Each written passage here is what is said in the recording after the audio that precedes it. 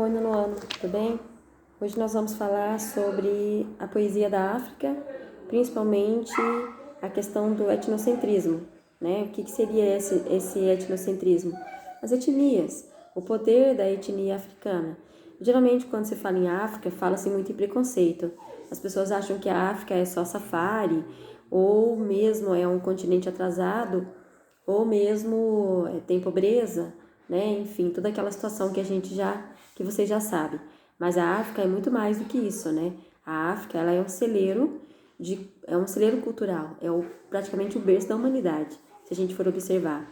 Quase todas as descobertas que envolvem a África são grandiosas, tá bem? Então, na página 58 é uma página de informação, na página 59 é sobre a poesia Errar, e nós vamos ver sobre essa poesia então. Na escolinha, a menina propicia a equívocos. Disse, masculino de noiva é navio. Repreenderam, riscaram, descontaram, mas ela estava certa. Noivados são mares, de barcos pares. É um texto do Mia Couto, que é um autor moçambicano, um autor que nasceu em Moçambique e que é um autor africano, cujos livros estão, por exemplo, em grandes faculdades de renome, principalmente na Universidade Estadual do Paraná, né? É dele O Outro Pé da Sereia, Noite Terra Sonâmbula e mais uma série de obras que são grandiosas, tá bem? Então, Mia tem esse tipo de texto, que são interessantes e são profundos e fazem a gente pensar o que é que ele está falando, tá bem? E interessante também que nessa página, na página 58, vocês vão ver que tem uma informação sobre os baobás, que muita gente diz, a lenda da África diz que os baobás são as mães das árvores, né? E baobá também já surgiu no texto O Pequeno Príncipe de Antônio dos Santos-Exupéry. E esse texto, ele é importante porque fala de uma série de situações envolvendo essa árvore, né? Não só por isso, porque é uma literatura grandiosa, tá bem? A questão número 5. O poema Errar evidencia algumas características da poesia de Mia Couto, como criatividade e inventividade. Transcreva as passagens que mostram essas características. Então, por exemplo, quando ele fala escolinha da vida, na escolinha, né? A menina propícia a equívocos disse. Então, aqui, masculino de noiva é navio. Então, aqui já tem essa inventividade dele, né? O masculino de noiva é navio, né? Talvez porque tivesse proximidade com o nome noiva e navio, né? Mas aqui é por uma questão de intertextualidade e também por uma questão de fantasia. 6. No poema Errar, o leitor é surpreendido com o oposto. Propícia a equívocos, que explica de que menina se trata. Experimente substituir o aposto, mantendo o sentido do texto, mas usando uma linguagem mais coloquial. Então, no lugar de propícia a equívocos, a gente pode falar que essa menina errava sempre, né? Era uma menina que sempre errava, tá bem? Uma menina que tinha muitos erros, coitadinha, né? Mas é só poesia, tá, gente? Qual é a crítica implícita no 5º verso do poema? Então vamos lá. Responderam, riscaram e descontaram. Aqui a gente tem a ideia de que na escola ou é exatamente aquilo que o professor está esperando, né? Que nunca é aquilo que nós achamos, que nós entendemos. Então a crítica no 5º verso do poema é este, que a escola ela espera respostas prontas e nunca aquilo que o aluno está sentindo, tá? Mas é só a crítica, tá? Porque na verdade não é verdade isso, né? Tem escola e tem escola, tá certo? Releia a afirmação da menina. Masculino de noiva é navio. É possível deduzir que a forma lúdica de olhar para a palavra noiva, a resposta da menina, é quase uma piada e arrancaria risadas da sala de aula. Então, essa ideia dela responder dessa maneira foi isso que desencadeou o poema. Justifique sua resposta e compartilhe com os colegas. Então, releia a afirmação da menina. É possível deduzir que a forma lúdica de olhar para a palavra noiva desencadeou o poema? Sim. Por quê? Porque foi através dessa resposta diferente que a menina deu que foi criada a poesia, tá bem? 9. Proponha a um colega que crie um poema a partir de uma palavra oferecida por você. Pense em uma palavra especial. como uma peça textual que lhe possibilite brincar com o sentido dela, ambiguidade, polissemia, homonímia. Do mesmo modo, elabore um poema a partir de uma palavra escolhida por esse colega. Compartilhe sua criação com a turma. Aqui, quem fez essa poesia, quem fez essa apostila, jamais podia imaginar que hoje, dia 24 de julho de 2020, nós estivéssemos numa pandemia, né? Então, essa questão nós vamos deixar e a gente comenta ela na sala, tá bem?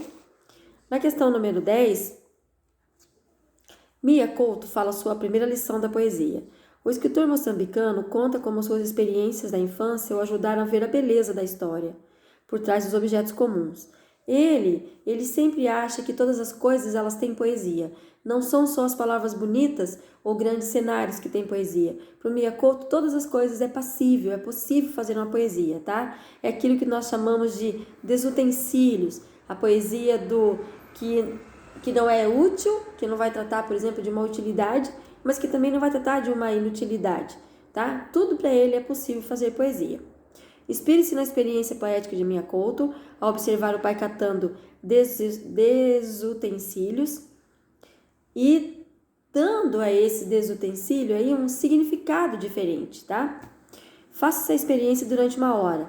Cate objetos em uma calçada e reúna-os em uma caixa. Então era pra gente fazer esse tipo de atividade. Nós também não vamos fazer, porque nós não podemos sair de casa. Depois a gente poderia, por exemplo, olhar fixamente para aquilo que nós catamos e fazer uma poesia sobre aquilo. O que eu digo para vocês é que vocês escolham um objeto na casa de vocês e façam uma poesia sobre isso, tá? Sobre o objeto. Coisinha curta, só o que você está pensando, tá bem? Aqui na página 61. Na página 62, nós vamos ter outro também que faz essas poesias um pouco esquisitas. Manuel de Barros. A poesia, cuja tônica é o ironismo, numa inversão muito especial de sentido comum, apresenta o mundo fora de seus devidos lugares. Encontramos também um menino propício a erros. Ele parece não ter muita noção de medidas, como relata o poeta brasileiro Manuel de Barros, que inspirou a poesia de Mia Couto. Então, Mia Couto se inspirou na poesia do Manuel de Barros para fazer a poesia da menina lá que falou que o feminino de noivo é navio. Vamos lá ver então. Ou é o contrário, né? Muro. O menino contou que o muro da casa dele era da altura de 2 andorinhas. Havia um pomar do outro lado do muro. Mas que o que o intrigava mesmo, mais a nossa atenção principal, era a altura do muro, que seria de 2 andorinhas. Depois o garoto explicou. Se o muro tivesse 2 metros de altura, qualquer ladrão pulava. Mas a altura de 2 andorinhas, nenhum ladrão pulava. Isso era. Então, a primeira coisa que a gente tem que observar é que é da imaginação também. Uma coisa é você colocar uma andorinha em cima da outra e ela vai ficar mais ou menos desse tamanho. Outra coisa é você imaginar 2 andorinhas em cima da outra voando no céu, né? E o tanto que isso é alto. Então, olha o tamanho da imaginação do autor, né? Então, foi muito além daquilo. Que ladrão vai conseguir entrar no muro que é do tamanho de 2 andorinhas no céu? Não tem possibilidade, né? Só que quem entende uma coisa dessa vai entender que é uma coisa estranha à primeira vista, né? Muito bem. Então, na número 12, você teria que ler o poema em voz alta para ver, né, se tem rima, se tem musicalidade, que tipo de poesia está presente ali. A número 13, você vai realizar um levantamento das rimas desse poema, verificando se elas existem, tá bem? Então, a gente vai ver andorinhas. Tem rimas. Tem algumas rimas. Tem ladrão com atenção, né? Deixa eu ver o que mais. Andorinhas. Eu acho que só tem uma rima. Ladrão com atenção, tá? Em que aspectos o poema de Mia Couto se assemelha ao ato de Manuel de Barros? São 2 crianças com um poder de imaginação muito fértil, tá bem? 14. Releia os versos, mas o que intrigava mesmo mais a nossa atenção principal era a altura do muro. A palavra principal, um adjetivo, provoca estranhamento porque esperamos uma forma adverbial. Experimente substituí-la pelo advérbio correspondente e comente o resultado com os colegas. O que aconteceu com os versos?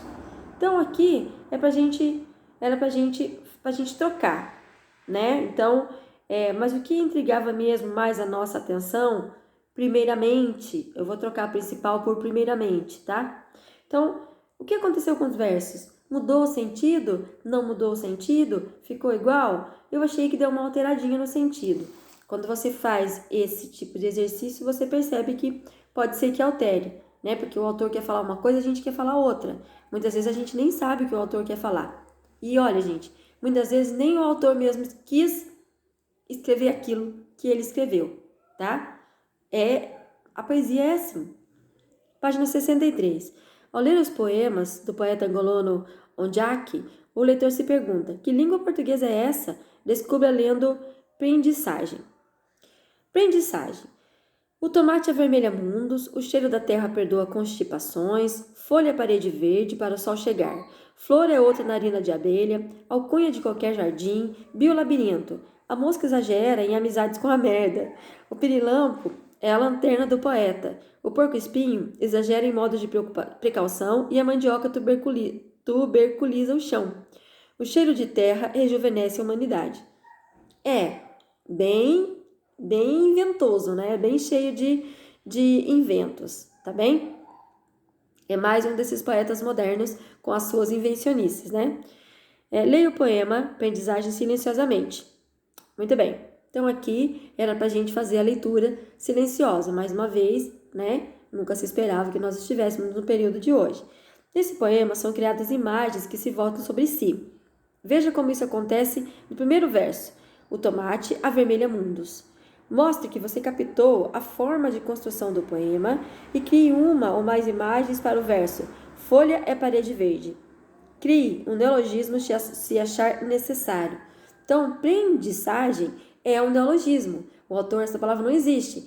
Ele criou, né, aprendizagem com alguma coisa que está relacionada ao texto, tá bem? Aqui, na pelotinha da página 63, exercício 17, é para você fazer a mesma coisa. É para você criar uma palavra que esteja relacionada, né? Ó, folha é parede verde, né? Você pode falar assim também, como palavras são asas, né? Porque as palavras, ela também tem, a gente também vê que a palavra ela ajuda muito no poder da imaginação, tá? E se você quisesse criar um neologismo, também poderia, se não, não, tá? Na página 64, nós vamos ver o seguinte: com base no poema Aprendizagem, responda as questões propostas. O poema é constituído por metáfora. Escolha um verso em que essa figura de linguagem se faz presente, traduzindo para um grupo de colegas. Então, o grupo de colegas somos nós mesmos. Então, vamos lá ver. Flor é outra narina de abelha. Pode ser. Pirilampo é a lanterna do poeta. Gostei dessas duas. Eu vou colocar essas duas, tá? B. Apenas um dos versos do poema não está em ordem direta. Isto é, não apresenta a estrutura sujeito-predicado. Que verso é esse? A alcunha de qualquer jardim é biolabirinto, tá? Então, seria a ordem direta assim. O biolabirinto é a alcunha de qualquer jardim. Se tivesse na sala, vocês me perguntariam: Lu, o que é alcunha? Alcunha é apelido, tá bem? Muito bem. Por exemplo, o Luiz, ele fala sempre: Luiz Olindo. Moto. Luiz Olindo. Se a gente, né, fosse brincar um pouco mais, nós poderíamos falar que a alcunha dele seria lindo, né? Mas a gente sabe que é uma brincadeira. Tudo bem? Então, alcunha é apelido. Um dos versos do poema apresenta um neologismo. Que neologismo é esse? E explique-o. A mandioca tuberculiza o chão, tá? Tuberculiza, na verdade, aqui o autor ele misturou um pouco das coisas. Ele trouxe essa palavra da palavra tubérculo, tá? Então é por isso, na ideia o tubérculo ele enraiza, né, no chão. E aqui tuberculiza dá a impressão que ao fazer isso ela traz um monte de vida para aquele lugar. Uma expressão se repete ao longo do texto. Qual é ela? Cheiro de terra. Qual é a provável intenção do autor a fazer essa repetição? É referir-se à África como a mãe da humanidade, como aquele lugar da onde nascem todas as coisas. Letra E. Alguns versos do texto iniciam sem artigo. Cite ao menos 2 exemplos. Em que sentido a exclusão do artigo definido contribui para o poema? Então, exemplo. Folha é parede verde. Este é um exemplo, tá? Por que isso? O não usar artigo dá uma certa musicalidade ao texto, tá bem? dar uma rima não, dar um ritmo ao texto. É por isso que o autor não usou o artigo. 19. O eu lírico conclui o poema resumindo o propósito da composição poética, que é trazer esperança para a humanidade. Letra C. O título condensa todo o poema em si, revelando a preocupação do autor em reinventar a linguagem popular, uma variante auspiciosa do português lusitano. Proponha outro título para o poema, compartilhando sua criação com os colegas e justificando-a. Então, a 20, você teria que criar um título diferenciado para essa poesia. Você pode fazer sozinho.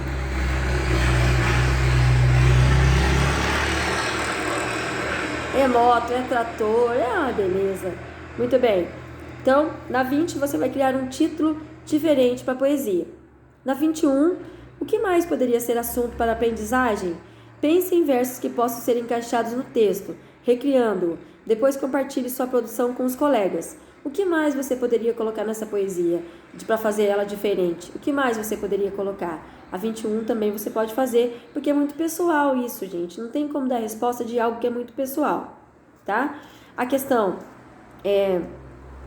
22 vai trazer uma informação de que o brasileiro Guimarães Rosa influenciou muitos autores africanos, principalmente o Miyakoto e o Ondiaki, né? Muito bem. Por quê? Por vários motivos. Aí, uma moderna linguagem, regionalismo, originalidade na escrita, reinvenção da linguagem, musicalidade, ritmo, fala de personagem, criação de palavras, que é o neologismo, provérbios, né, que trazem a questão da oralidade, tudo isso mantendo certa ligação com a cultura popular, tá?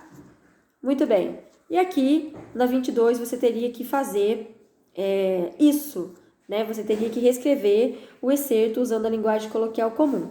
Então, ó, a gente vive repetido. O repetido é escorregável no minuto, já está empurrado no outro galho. Acerta-se, eu com que depois sabendo fiquei, pra lá de tantos assombros. Um está sempre no escuro, só no último derradeiro é que clareiam a sala. Digo, o real não está na saída nem na chegada. Ele se dispõe para a gente, é no meio da travessia. Então, esse texto é um texto lindo que fala da ressignificação do ser humano e dessa ideia de que o ser humano ele precisa se reinventar o tempo todo. Veja o maior exemplo que está acontecendo com nós. Nós estamos nos reinventando todos os dias, né? Então, é isso. Eu colocaria assim, a vida é um eterno aprendizado. Para nós, seres humanos, ela é também uma eterna travessia. Eu gosto muito dessa palavra, eu acho que ela está muito ligada ao ser humano em tudo que ele for fazer na vida. Nós temos que atravessar alguma coisa. Para você pedir alguém em namoro, você tem que engolir um pouco do seu medo e dizer, meu Deus, agora eu vou lá, vai com medo e tudo. Quando você vai fazer um vestibular, você vai fazer essa travessia também, né? Quando você vai fazer uma mudança de um lugar para o outro, você também vai fazer uma travessia. Então eu gosto muito desse autor porque ele trabalha com essa ideia de que atravessar é a própria vida, né? E é verdade, nós estamos sempre fazendo a travessia, tá? O poema 4, lá no Água Grande, é um texto que vocês vão ter que fazer essa leitura. Vou ter que fazer essa leitura e de maneira silenciosa para responder. Vem, caminhão! Tá, então vamos lá. De novo, peço desculpa, gente, é que aqui em casa no período da tarde é complicado. Eu gosto de gravar meus vídeos de manhã porque não tem barulho, mas à tarde é difícil. Eu tô gravando à tarde porque eu tive médico e por isso que eu tô atrasada. Então vamos lá. De novo, vocês vão lá no Água Grande, no poema 4, vocês vão fazer a leitura de maneira silenciosa e depois vão responder o exercício 26 e 27 com o que vocês entenderam da poesia. Então, por exemplo, o poema lá no Água Grande despertou sua emoção? É pessoal, sim ou não? É você que vai dizer. Que recursos são usados para se conseguir isso? Por que despertou a sua atenção, a sua emoção? Tá? 27. Localize no poema as muitas referências ao ato de cantar, ao canto, e registre-as nas linhas a seguir. O texto praticamente inteiro fala disso, então é fácil de encontrar, tá? A poesia 28, da página 67, e as outras poesias, nós vamos deixar para analisar juntos, tá bem? Tá faltando um pouquinho a página para terminarmos, a gente termina daí na aula online, tá certo? Então, essa aula é para falar das muitas variantes que tem a literatura africana. Bem, com ruído ou sem ruído, eu quero que vocês entendam que a literatura africana, ela é rica em muitas coisas, principalmente na esfera cultural e também na imaginação, tá? Então, a gente conversa lá na nossa aula online para terminar as páginas que ficaram. Até depois. Tchau!